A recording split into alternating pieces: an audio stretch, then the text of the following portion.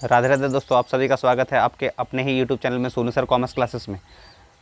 तो class 11th का exam आप लोग दे चुके हैं। अब क्लास 12 में पढ़ना क्या है ये आपको नहीं पता है, ठीक है। क्योंकि आपको सिलेबस आपको अगर डिटेल्स में पता हो तो बहुत ही आपके लिए इजी हो जाएगा क्लास 12 का, कि आपको पढ़ना क्या है, स्कोरिंग क्या करना है, कौन से चैप्टर में सबसे ज़्यादा मार्क्स है, ये आपको पता होना चाहिए, ठीक है। तो चलिए शुरू करते हैं कि क्लास 12 में कि आपका सिलेबस क्या है जैक बोर्ड के लिए। तो जैक बोर्ड जो आपका सेशन 2023 से 24 के लिए जो आपका सेशन होगा,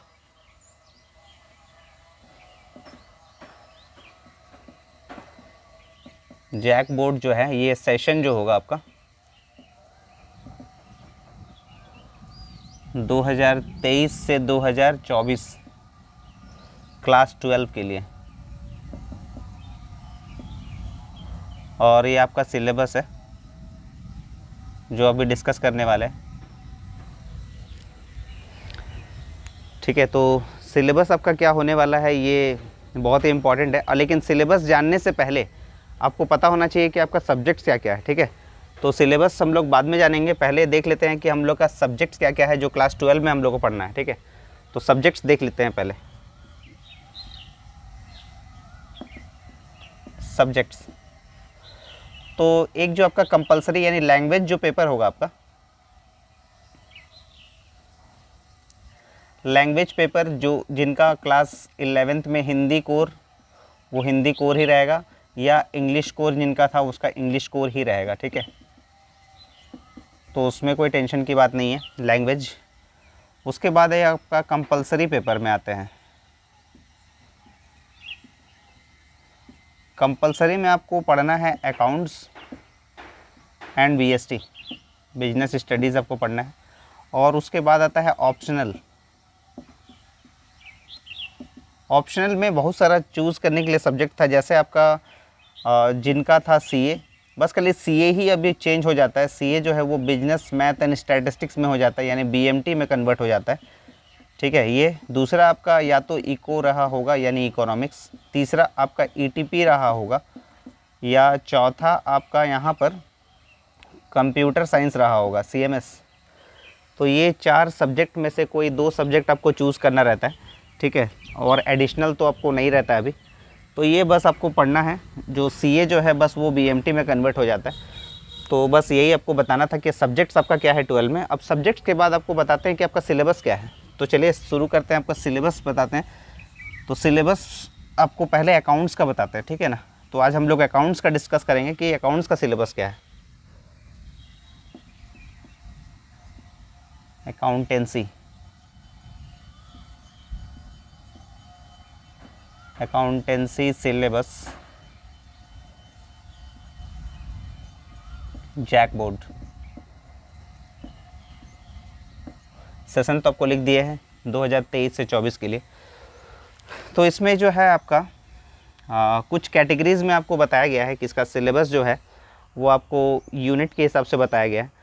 तो यहाँ पर आपको पार्ट ए, पार्ट बी में आपको पढ़ना है। तो पार्ट ए में आपको है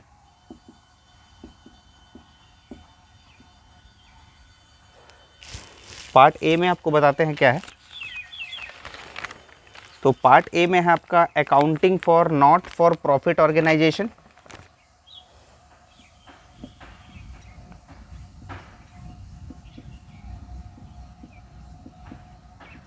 अकाउंटिंग फॉर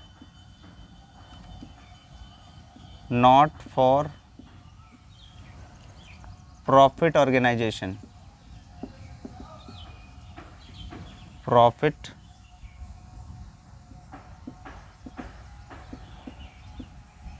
ऑर्गेनाइजेशन। इसी में आपको पढ़ना है पार्टनरशिप फर्म,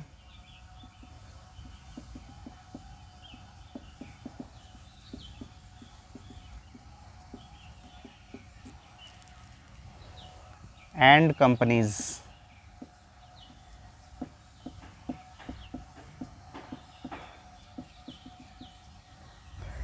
तो ये जो आपका मार्क्स रहेगा ये टोटल मिला के आपको 60 मार्क्स का रहेगा।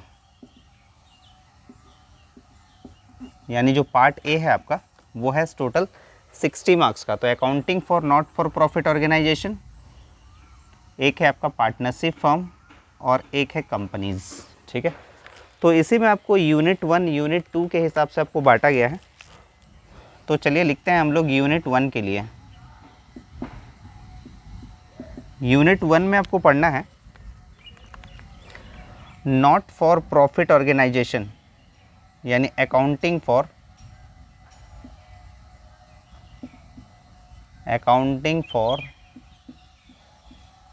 Not for profit organisation. हर एक चैप्टर का डिस्कस हम लोग करेंगे, लेकिन पहले सिलेबस हम लोग लिख लेते हैं। तो accounting for not for profit organisation एक आपका चैप्टर है यूनिट 1 में। यूनिट 2 जो है वो बहुत ही बड़ा यूनिट होने वाला है, और accounting for not for profit organisation में आपको इंडिविजुअली आपको बता देते हैं 10 मार्क्स का क्वेश्चन पूछा जाएगा आपसे, एमसीक्यू और सब्जेक्टिव क्वेश्चन मिला के। यूनिट 2 जो है आपका वो आपका है accounting for partnership firm.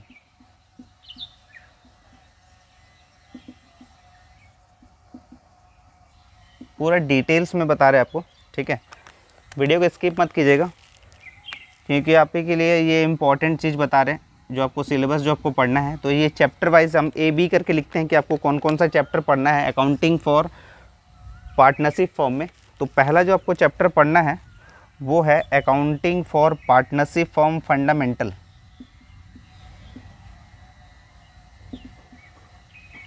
Accounting for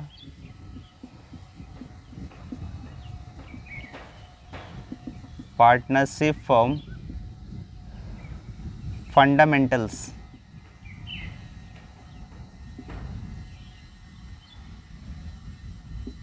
ये आपको पढ़ना है चैप्टर। चैप्टर बी जो है आपका यहाँ लिख देते हैं, आपको एक चैप्टर पढ़ना है गुडविल। तो गुडविल में क्या पढ़ना है आपको वो बता दे रहे। गुडविल में आपको इसका पढ़ना है मीनिंग, कि गुडविल का मतलब क्या है, इसका नेचर, कितने तरह का गुडविल होता है। तीसरा आपका इसका फैक्टर्स जो इफ़ेक्ट करता है, फैक्टर्स अफेक्टिंग।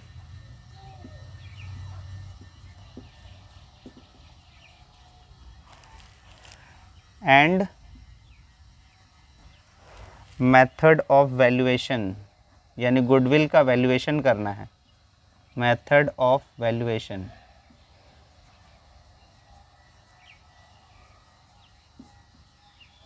ठीक है,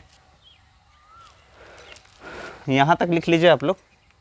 उसके बाद हम लोग चैप्टर नंबर सी लिखेंगे इसका, इसको लिख लीजिए पहले।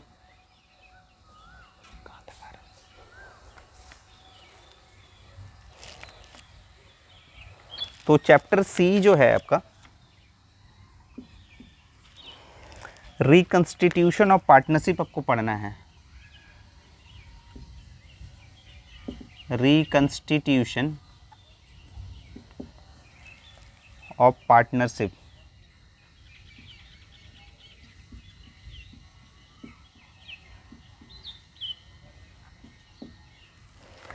इसमें आपको पढ़ना है change in profit sharing ratio. इसमें आपको पढ़ना है change in profit sharing ratio. Change in profit sharing ratio. Next आपको जो चैप्टर पढ़ना है वो है admission of A partner. Admission of a partner.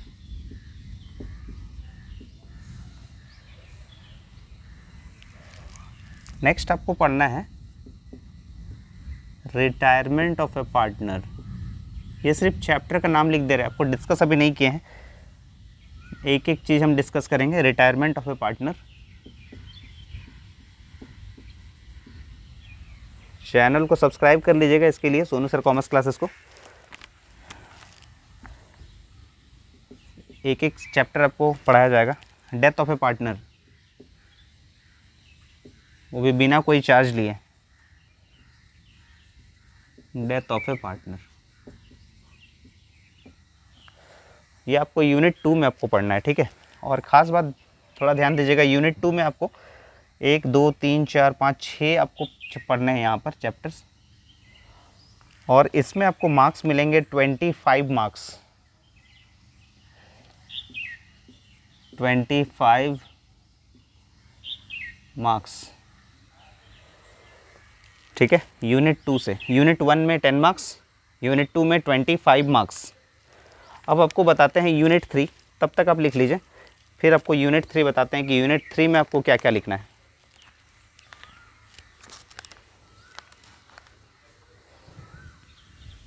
तो यूनिट 3 में आपको पढ़ना है अकाउंटिंग फॉर कंपनीज,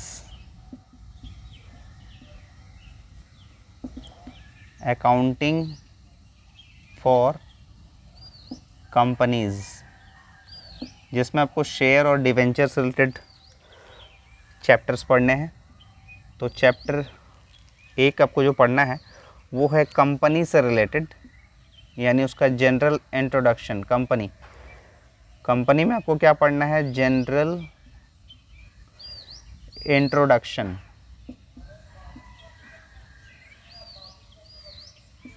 ठीक है। चैप्टर बी यहाँ लिख लेते हैं, आपको क्या पढ़ना है, accounting for share capital, accounting for share capital. तो अकाउंटिंग फॉर शेयर कैपिटल में आपको शेयर और शेयर कैपिटल से रिलेटेड आपको पढ़ना है, ठीक है। यहाँ लिख देते हैं share and share capital. Share क्या है, शेयर कैपिटल क्या है, इससे रिलेटेड आपको जानकारी दिया जाएगा इसमें। सी नंबर में आपको पढ़ना है अकाउंटिंग फॉर शेयर कैपिटल के अंदर issue of share, accounting for share capital के अंदर ही आपको पढ़ना है issue of share capital, issue of shares लिख लेते हैं, इशू ऑफ शेयर्स। नेक्स्ट आपको पढ़ना है इसी में forfeiture and re issue of share, forfeiture and re issue of share, यानी इस पहले शेयर को जब्त करना है और फिर जब्त किया हुआ शेयर को री इशू कर देना। ई नंबर में आपको पढ़ना है issue of debenture, issue of debenture यानी लोन सर्टिफिकेट जिसको हम लोग बोलते हैं। और एक आपको पढ़ना है रिडेम्पशन ऑफ डिवेंचर, यानी जो भी आप लोन लिया है उसको कितना टाइम में पेमेंट करना है, रिडेम्पशन ऑफ डिवेंचर। तो ये आपको यहाँ पर 6 चैप्टर और पढ़ने हैं। तो ये जो आपका जो लिखाया गया है 6 चैप्टर, इसमें आपको 25 मार्क्स मिलेंगे, 25 मार्क्स का ये आपको रहेगा यूनिट 3, ठीक है। अब यूनिट 3 के बाद जो आपका यूनिट 4 है वो पार्ट बी में आता है, यानी 60 मार्क्स देखिए हो गया आपका। यूनिट 1 में आपको बताए थे 10 मार्क्स, यूनिट 2 में 25, यूनिट 3 में 25, यानी टोटल आपका 60 मार्क्स का हो गया। अब आपको बताते हैं पार्ट बी में, ठीक है। तो यहाँ तक उम्मीद है आप लोग लिख लिए होंगे, तो इसको मिटा देते हैं। अब पार्ट बी लिख लेते हैं, एक एक चैप्टर डिस्कस करेंगे हम लोग, लेकिन पहले सिलेबस लिख लेते हैं, क्योंकि सिलेबस के बिना तो पढ़ाई नहीं हो पाएगा।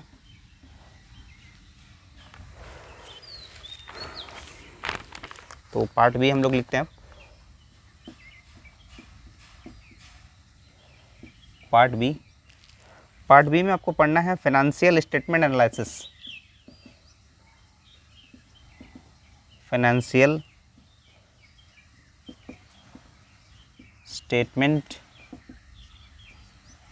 एनालिसिस, ठीक है। और ये आपका रहेगा 20 मार्क्स का,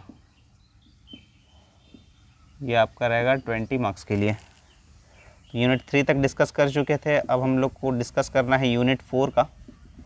तो यूनिट 4 में आपको जो चैप्टर जो लिखा गया है वो है analysis of financial statement, analysis of financial statements.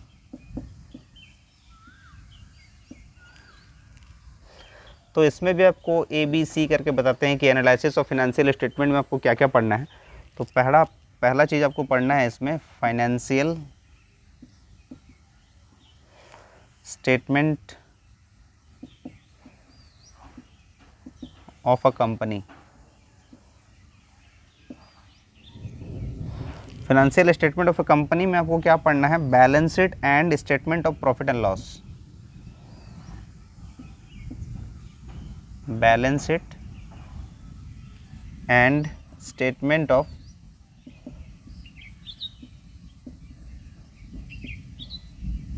Profit and loss.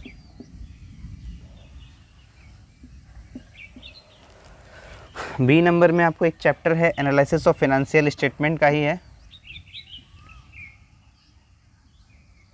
Analysis of financial statement.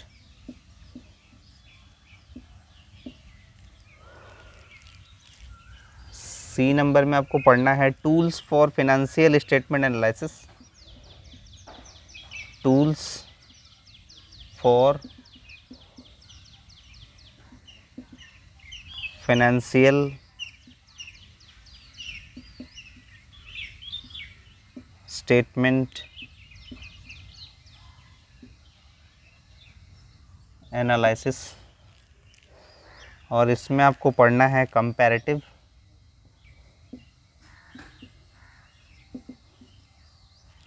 Statements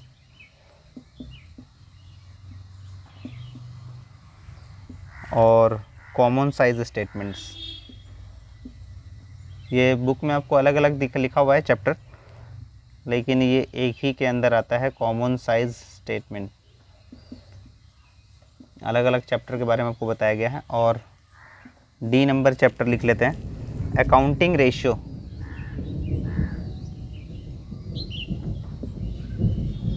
accounting ratio. ठीक है, यूनिट 4 में आपको इतने चैप्टर पढ़ने हैं। और ये अगर आप टोटल चैप्टर अगर आप कवर कर लेते हैं तो आपको इसमें 12 मार्क्स मिलेंगे, टोटल 12 मार्क्स। ठीक है।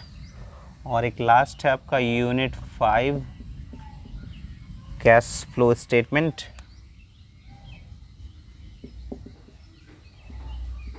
Cash flow statement. ये आपको पढ़ना है और ये आपको 8 मार्क्स का आएगा क्वेश्चन इससे।